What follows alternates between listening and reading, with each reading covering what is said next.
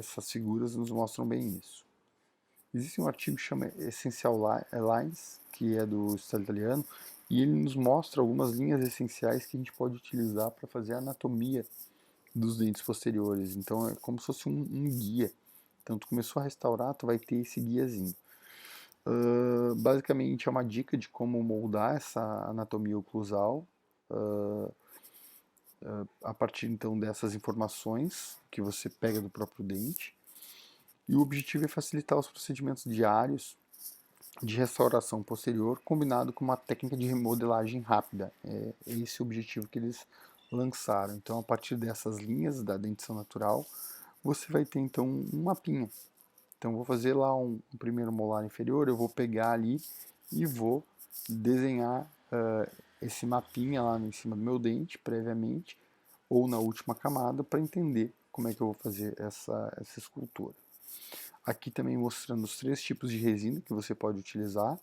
E na técnica tradicional, na técnica de incremental, você também tem que deixar uma camada ali, ó, tá vendo? Existe uma espátula que chama a misura de posteriores, né, da LM Art, que ela tem uma pontinha, essa pontinha bem da direita, que ela determina qual a altura de esmalte você precisa deixar ali, aliás, qual a altura de dentina você precisa deixar para criar o espaço suficiente para você colocar o esmalte depois. Você pode utilizar tanto na técnica da esquerda, tradicional, quanto na técnica bulk, aquela que você recobre ainda com uma resina tradicional.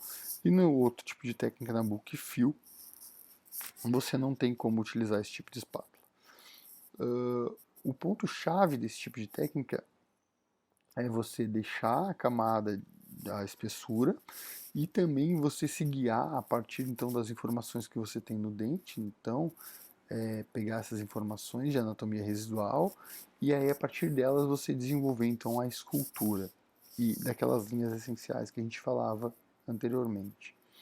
Então, você vai marcar a fóssula central do dente, é a chave para determinar o centro da moldagem, o centro da escultura. E a partir dessa linha e dos outros pontos de referência que você tem do dente, você vai fazer esses traçados, essas linhas, né? Então será o ponto de partida das linhas, enquanto o dente nos diz onde deve terminar essas linhas. Basta conectar os pontos, seguindo o design das linhas essenciais que a gente vai ter lá no nosso naquele modelinho ali que a gente tem. Novos materiais permitem reduzir a contração de polimerização e, portanto, uma polimerização mais profunda e mais eficaz, no caso dos fótons mais potentes que a gente tem atualmente. E hoje, essa modelagem mais anatômica da anatomia oclusal faz se tornar cada vez mais a necessidade de explorar novos materiais. Isso nos leva a melhores resultados em termos de tempo e qualidade dos procedimentos que a gente está levando. E se gastarmos menos tempo nessas camadas de acréscimo de material, nós teremos mais tempo para os detalhes e concluir então o polimento e acabamento da restauração. Aqui eu tenho alguns bloquinhos que a gente vai ter na clínica, tá? Esses bloquinhos são reproduções naturais. Opa, deixa eu passar de novo aqui. São reproduções naturais de dentes anatômicos. Vai restaurar um molar inferior, você pega esse bloquinho, leva lá então esse bloquinho da direita, por exemplo, para o teu box, e aí você vai ter ali umas linhas de referência onde você vai poder então modelar o teu dente e observar um dentinho da escultura natural. Beleza? Hoje a aula é de classe 1, tá? Essa aula de classe 1 a gente vai estar abordando então os dentes 17 e o dente 16, tá? A gente vai mostrar duas técnicas. A primeira técnica é uma técnica chamada técnica do carimbo, ou copia e cola. E a segunda técnica é uma técnica de estratificação natural. Do exercício prático, ou até mesmo na nossa aula prática depois, a gente tem dois dentes também, que vêm junto com os manequins de vocês. Esses dentes são os dentes 16 e 17, justamente os dois dentes que a gente precisa utilizar ali, e eles já vêm preparados já para a classe 1.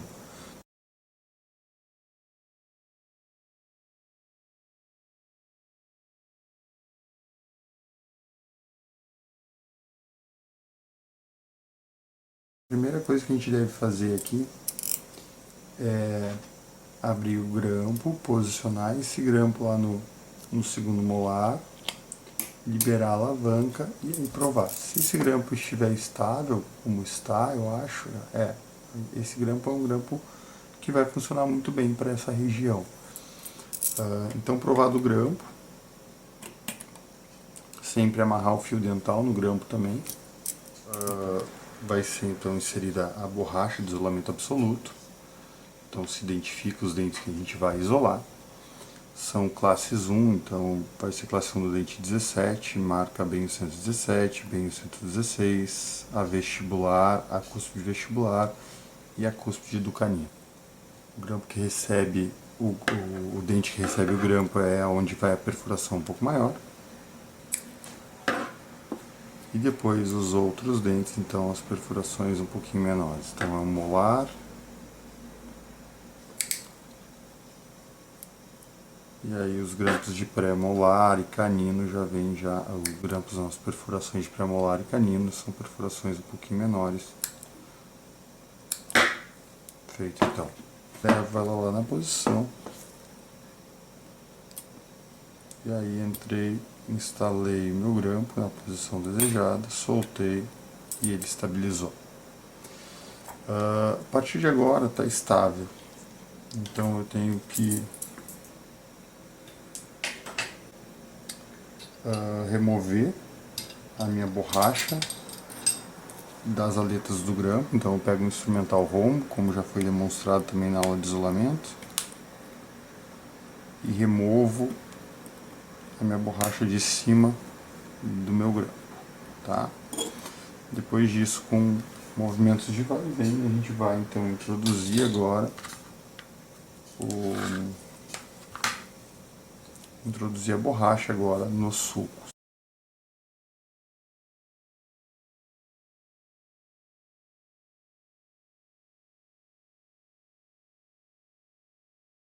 Ok. Estão vendo que ficou um pouco de borracha sobre os dentes e eu preciso agora passar essa borracha nas interdentais. Se eu entrar com o meu fio dental aqui no meio, então uma dica ainda de isolamento, se eu entrar com o meu fio dental aqui no meio, eu vou rasgar a minha borracha bem nesse meio aqui e eu vou ter um problema. Mas se eu colocar o meu fio dental na região oclusal do dente, que ainda não foi passado o fio, e vir arrastando ele e fazendo o movimento de tracionamento da borracha, ela não rasga. Então eu venho num lado, depois eu venho pelo outro, pego por oclusal para aproximar. Então essa é uma estratégia bastante interessante para fazer o isolamento sem ter que rasgar então a borracha. Então ó, coloco no oclusal, venho e traciono, puxo, tiro daquela posição, porque também se eu tracionar de volta, eu tenho grande chance também de tirar aquela borracha que eu acabei passando. Então vou de novo, e aí venho de oclusal para proximal, ó, essa região proximal que está definida, tá? De novo, mais uma vez, proximal, tá?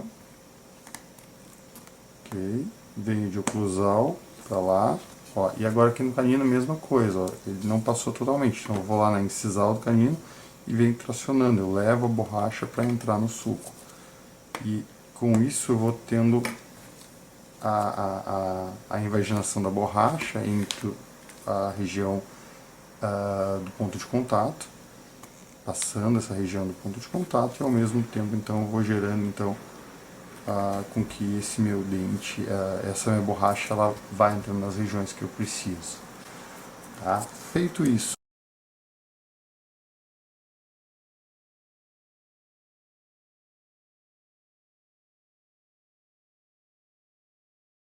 eu ainda posso voltar e recomplementar então o isolamento, abrindo um pouquinho meu grampo, abrindo só na lingual ou só na vestibular, e cedendo um pouco dessa borracha que acabou não invaginando ali para dentro. Então faço por lingual, depois faço por vestibular.